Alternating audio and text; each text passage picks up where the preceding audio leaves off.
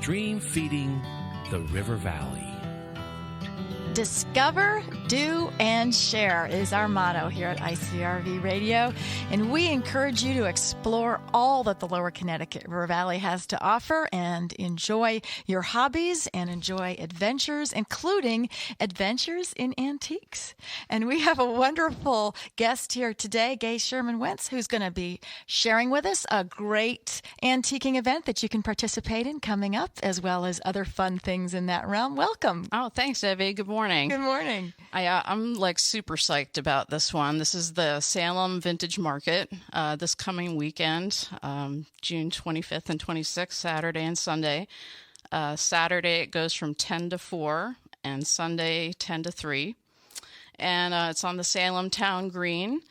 And this one is only a few years old. And that's kind of part of why it's exciting. It's unlike other vintage markets. I mean, they have regular vintage vendors that have all kinds of cool vintage stuff, from old china to furniture to jewelry and everything in between. But the thing that makes this one special is that they have a lot of repurposed and upcycled items, things that are made from vintage parts. And you don't see that as much at the vintage markets around in the Give us state of an Connecticut. example of that, Gay. Sure. One of the things from last year's market, which they did have a picture online, is a bench that's the back of the bench is made from the tailgate of an old Jeep. Okay, and the rest of the bench is made from. It almost looks like the metal material from like old gym lockers. That's the only way I can describe it. But they put all these materials together to make an outdoor bench. So that's one. Okay, so upcycling, I guess, is a phrase that everybody is familiar with, because that's actually just a new expression for me. Oh, okay. Yeah. It's upcycling it's using the word recycling because you're reusing things. Yeah. And it's upcycled because it's taken to a different level, a different creative level. Okay. So they're taking, different vintage parts and making it something really cool. So that's why they call it upcycled.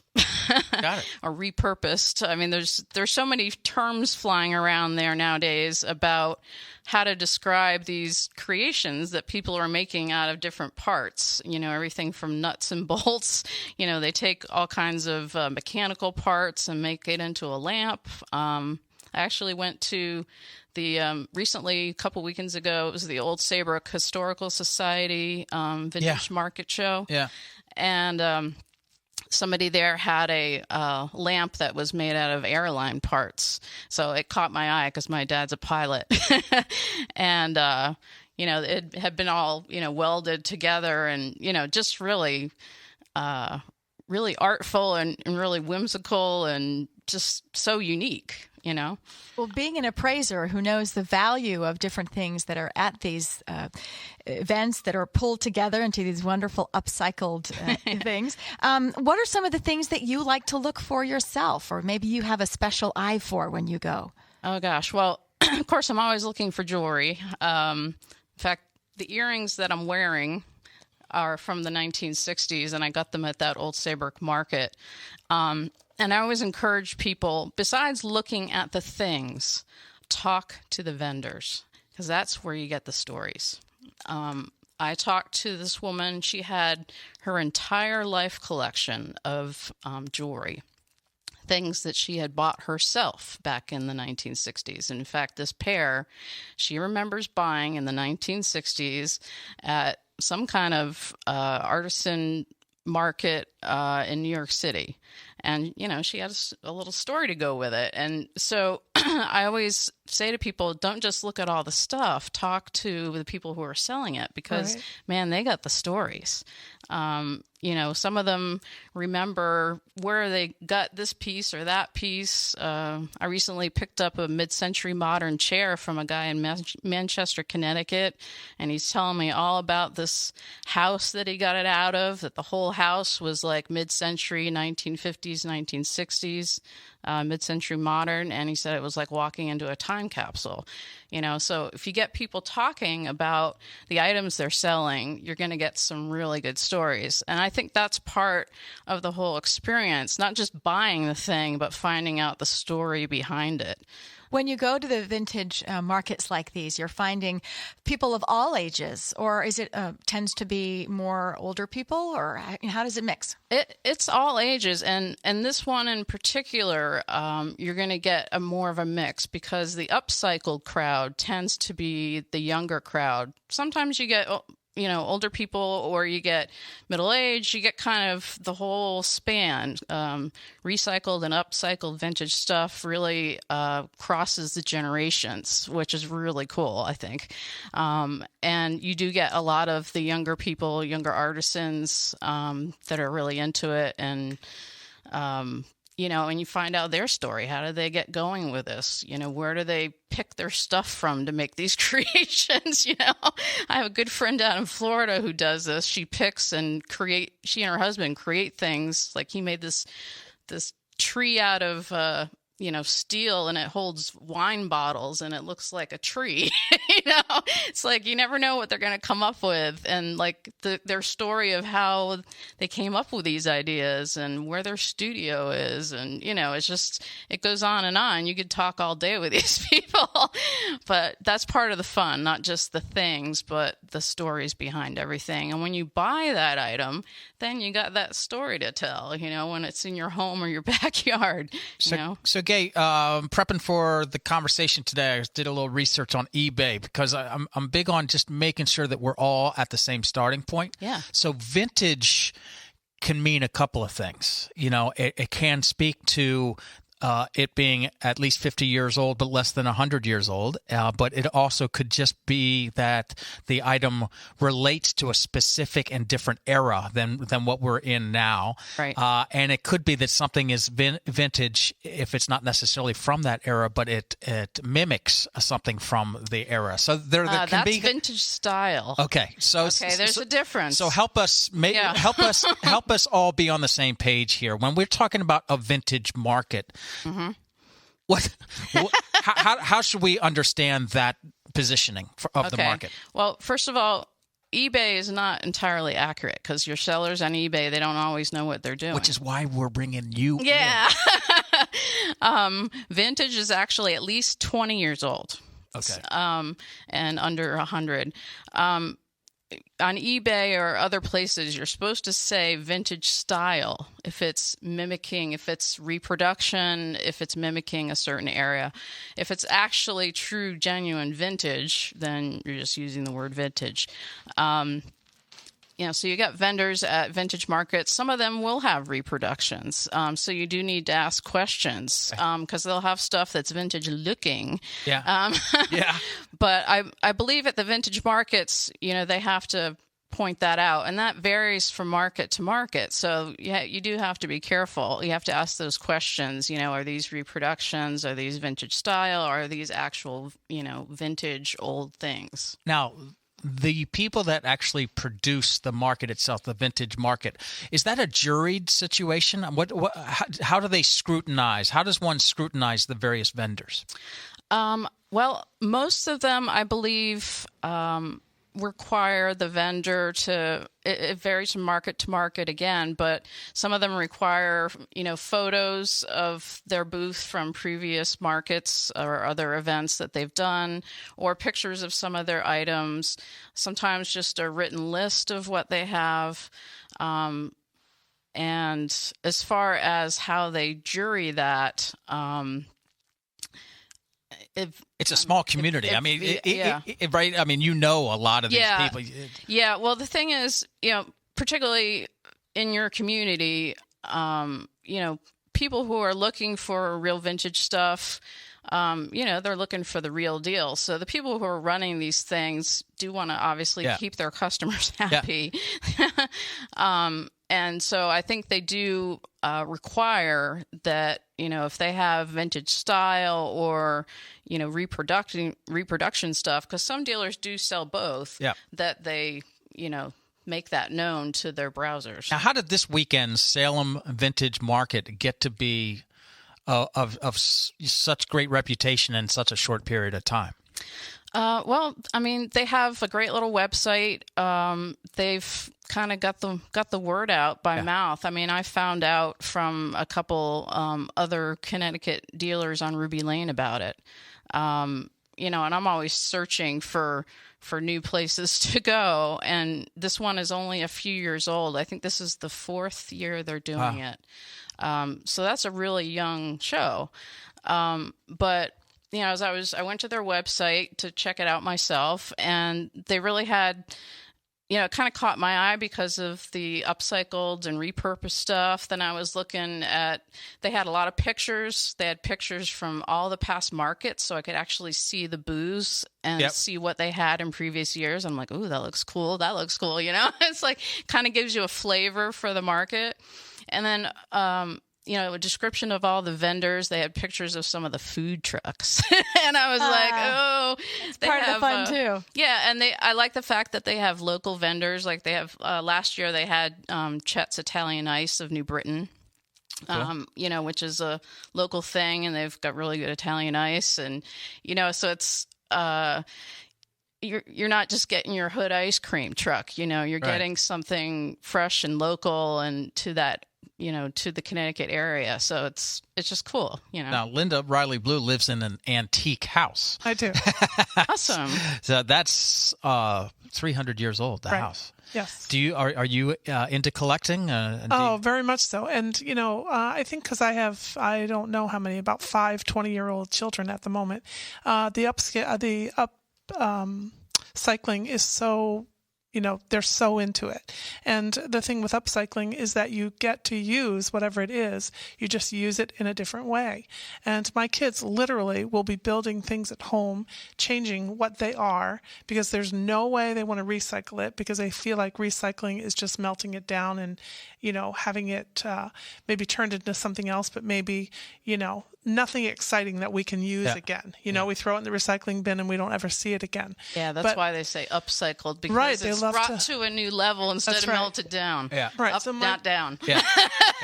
My kids are forever building new things out of things at our home. And it might be a chair that they want to turn into something else. They're always doing it, though, because they so much believe in the upcycling. And they're like, Mom, let's not throw this away. We'll use it for something different. Oh, yeah. Like I love those chairs that are made out of the old yardsticks. Have you seen any of those? I have not. Oh, those are cool. It became a thing for a while, and I don't know if it's still a thing, but the first time I saw one, it's really cool.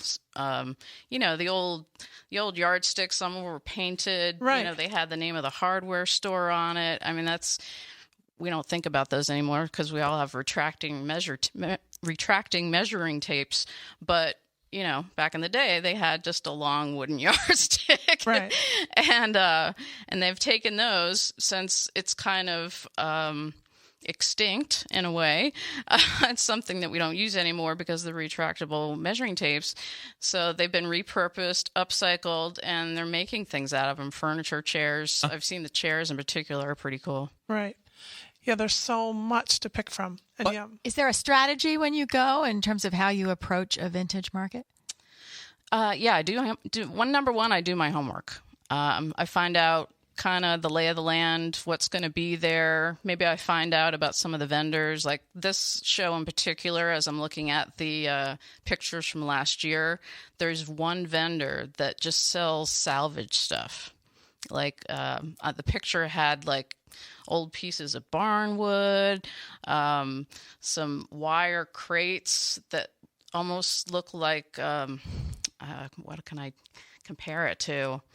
It reminded me a little bit of a lobster trap, actually. I mean, just some stuff that I don't even know what it is or what it was originally used for, but it just looks really cool, and my mind starts worrying of, ooh, what can I make out of this? What can I upcycle it into? And they had like old doors, old shutters. I mean, all kinds of stuff that you could take and turn into a porch swing, Right. It's like my mind just goes, woo.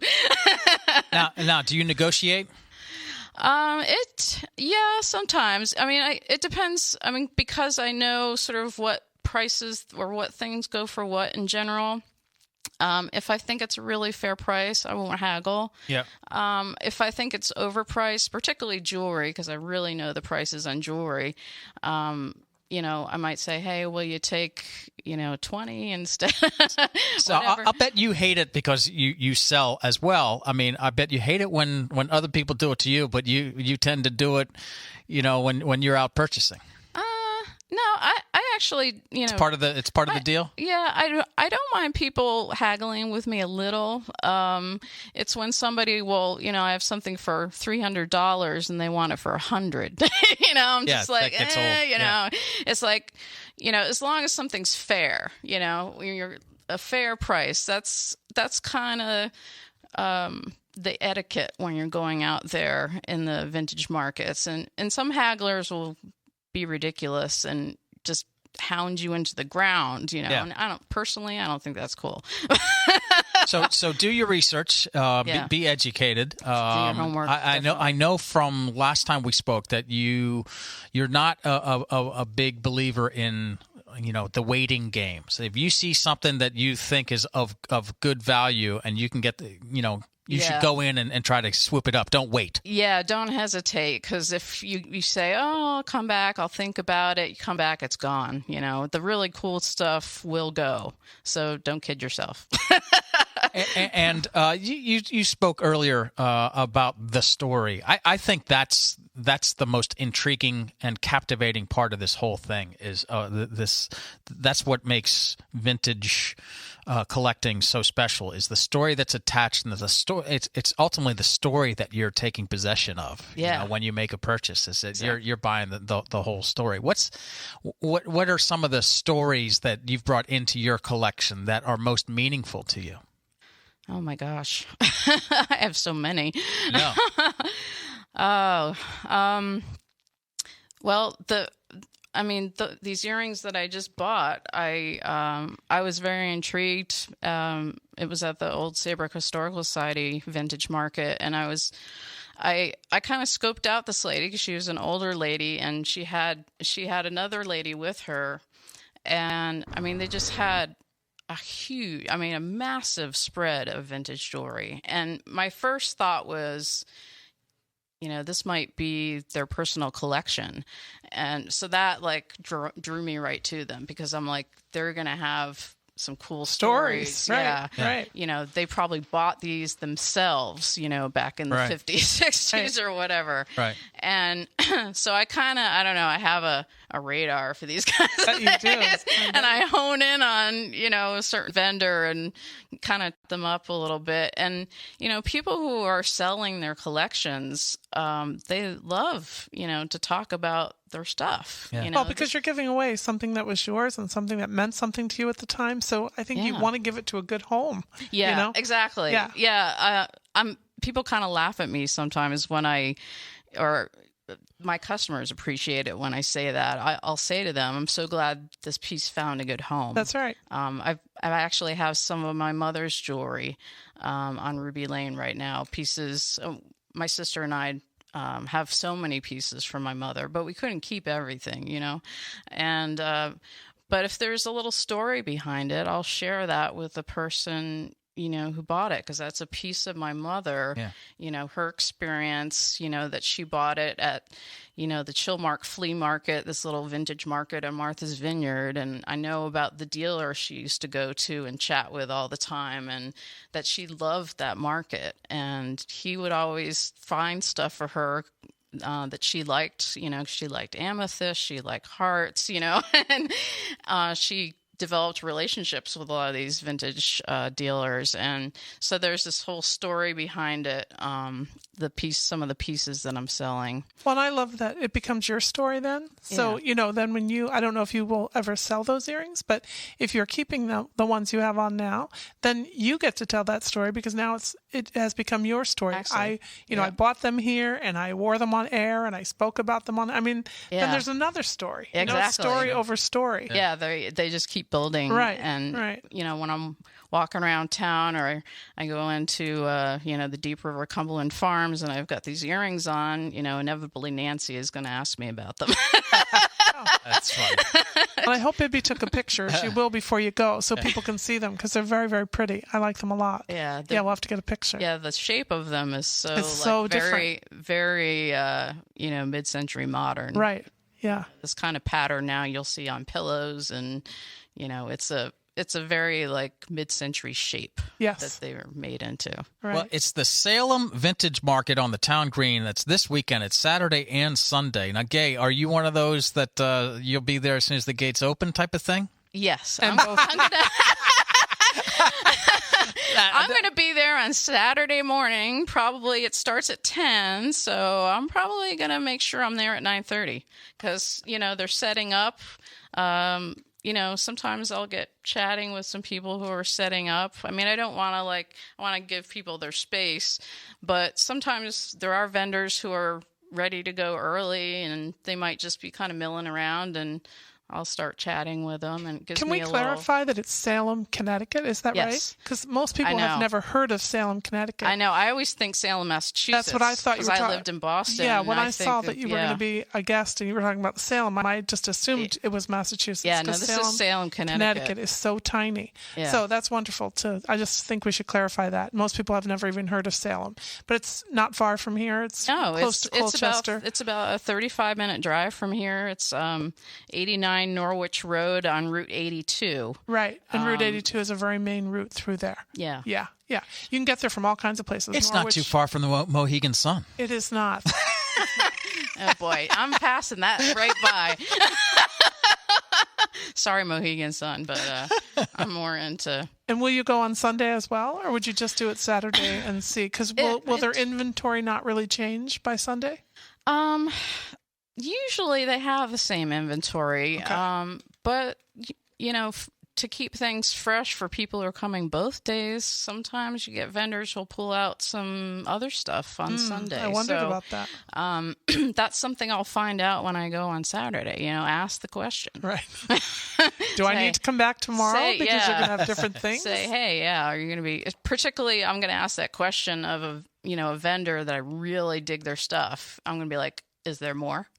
So I haven't, this is great that you took the time to come in and share your enthusiasm. I haven't seen you this pumped up about a show in a while. So this is cool, and I love the fact that you're sharing. That's what we try to do is let people with passion share their enthusiasm, and maybe you'll get some newbies into the area of vintage collecting, which we're all about that. And the segment before we were talking about horseshoes. I can't wait to try the horseshoes. I mean, this is incredible. The league that we have right here on our neighboring Deep River. I love that. I was telling you, I grew up.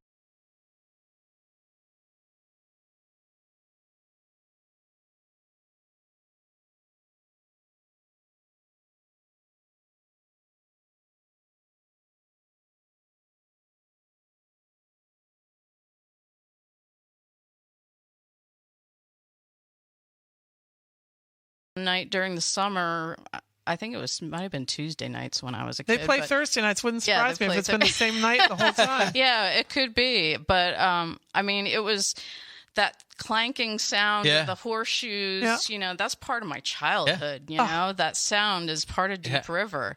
It wouldn't be the same without it. These stories are meaningful. I mean, this is it's part of the connects. weave. Yeah, it's part of the weave and fabric of this area, no doubt. Hey, we're going to encourage people that if you just want a little tasty taste of what vintage collecting is all about, and look, this is a quick drive. It's part of the extended Lower Connecticut River Valley. We encourage you to get out to the Town Green at Salem Vintage Market in Connecticut, just not too far away from the Mohegan Sun.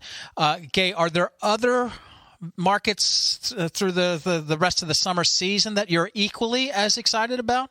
Yeah, I would say I'm trying to think the other ones. There is Brimfield. Brimfield. Have you ever gone to that? No. Which is a whole different. That's a whole different category of excitement. Right? Brimfield is out of this world. It is Massachusetts, but right over the border. Yeah. Yeah. It's totally doable from Connecticut. Yes. Not a far drive, and it's one of those blow your mind shows. It is. So it's in a different category than this one. This one I'm really excited about because it's small, but it's so new, and I'm going to meet dealers from the area that I probably haven't found before, and they're nearby. And Brimfield, you could walk, I would say, miles around Brimfield. Yeah. Miles. Well, then you're Big obviously coming back to talk about that. Oh, yeah. And will you come back and tell us what you found? In Salem? Yeah, definitely. Right. And if any listeners out there go there, I'll be there on Saturday. Look me up. And you're on Facebook, Gay? Quickly, we have 10 seconds. Yes. How do they find you? I'm on 5 seconds? Under the Sea Jewelry. There you go. Thanks, Gay, for being here. No problem.